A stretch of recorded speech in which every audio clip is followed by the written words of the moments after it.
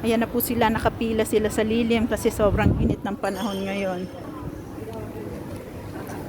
Ito po dito po ako nagpapadala sa Ambassador. At ito po ang palitan ngayon. Ang 1 euro, ang katumbas ay 61 peso and 46 cents. 3 pesos, 3 euro po ang service charge.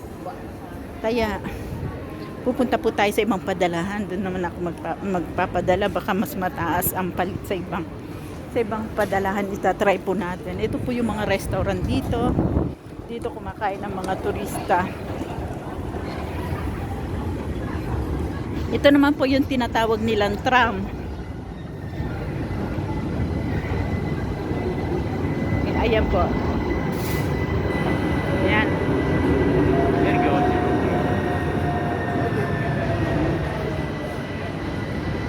Ayan. Ito.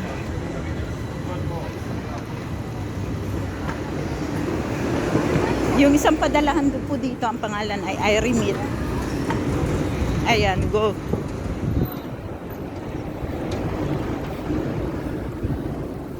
May mga restaurant. Ayan po. Ito ang Duomo. Ito po naman ang Iremit. Isa pa itong padalahan ng mga Pilipino. Tingnan natin kung magkano ang charge dito. Tatayin natin.